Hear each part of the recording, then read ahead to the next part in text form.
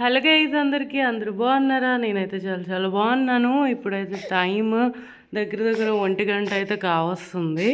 చూడండి మా పాప ఇదంతా చెత్త చెత్త చేసింది. ఇంకా బట్టలు కూడా ఇక్కడ పెట్టేసింది అనమాట చాలాను.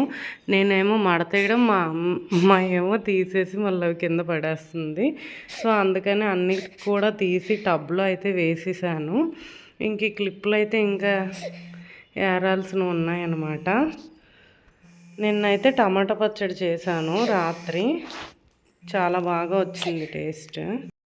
మామూలుగా అయితే ఉదయమే వంటంతా వండేస్తాను. ఈరోజైతే నాకు వంట పని కూడా అవ్వలేదన్నమాట. ఇదిగోండి, ఇది మా పాప చేసిన పని. హాఫ్ బనానా తినేసి వదిలేసింది. నేనైతే ఇదిగోండి పన్నీర్ కూర అయితే చేశాను. అందులో కూడా ఉప్పు ఎక్కువైపోయింది. ఏంటో ఈరోజు ఏం కలిసి రాలేదు. ఈ కెటిల్ కూడా ఈరోజే హ్యాండ్ ఇచ్చిందనమాట. ఇంకా దీనివల్ల కూడా సగం మూడ్ ఆఫ్. మొత్తానికి 1 గంట అవుతున్నా సరే నా పని అయితే ఏం అవ్వలేదు. ఇది కొంచెం చూడండి, ఇదంతా చెత్త చేసింది మా పాపే. మళ్ళీ ఇదంతా డబుల్ క్లీన్ చేసుకోవాలి. అంతే, చిన్నపిల్లలు ఉన్న ఇంట్లో ఏంటంటే మనం ఎంత క్లీన్ చేసినా మళ్ళీ వాళ్ళు చెత్త చేస్తారు, మళ్ళీ మనం క్లీన్ చేస్తూ ఉండాలి. దీంతో పాటు చదవాలన్నమాట.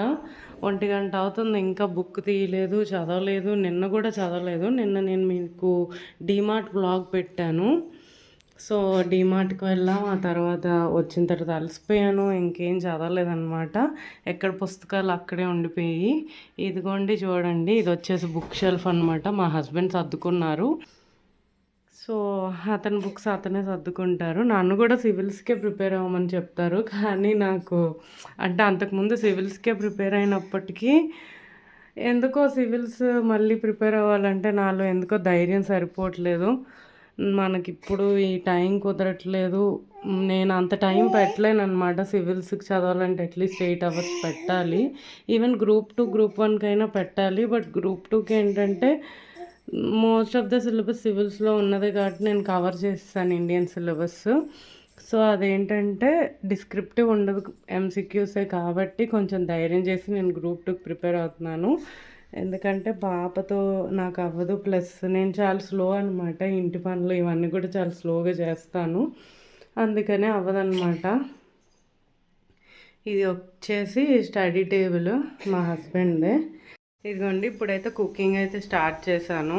ఇది వచ్చేసి రైస్ పెట్టాను అనమాట కుక్కర్లో. ఇంకా చారు కూడా చెయ్యాలి.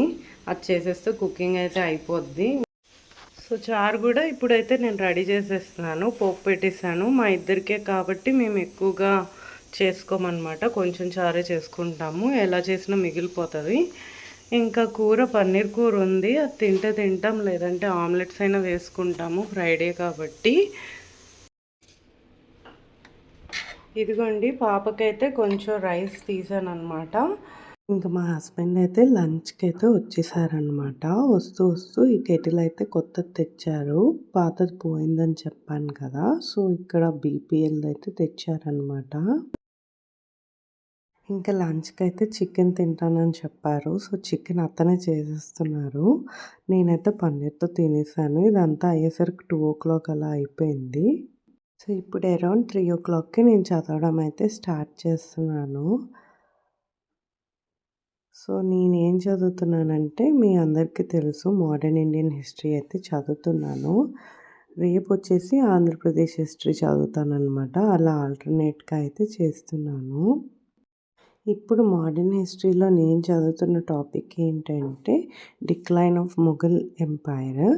అది అయిపోయిన తర్వాత ముఘల్స్ డిక్లైన్ అయిపోయిన తర్వాత ఇండియాలో అటానమస్ స్టేట్స్ ఎట్లా ఫామ్ అయ్యాయి అనే టాపిక్ అయితే చదువుతున్నానమాట. డెక్కన్ అయితే అయిపోయింది. సో డెక్కన్ వచ్చేసి నిజాముల్ ముల్క్, అంటే హైదరాబాద్ స్టేట్ అన్నది నిజాముల్ ముల్క్ అటానమస్గా స్థాపించారు. దాని తర్వాత బెంగాల్ కోసం చదివాను. తర్వాత వచ్చేసి అవధ్ అయిపోయిన తర్వాత ప్రస్తుతానికైతే మైసూర్కి వచ్చాను. సో ఇది నేను చదివిన టాపిక్స్ అన్నమాట నిన్న. మీరేం చదువుతున్నారో నాతో కమెంట్ సెక్షన్లో తప్పనిసరిగా షేర్ చేసుకోండి. నేనైతే ఇంకా చదివినవన్నీ కూడాను మార్కర్తో ఇంపార్టెంట్ పాయింట్స్ అన్నవి ఇక్కడైతే అండర్లైన్ చేసుకుంటున్నాను. అంతే ఈ వీడియో. Thank you for watching. Bye.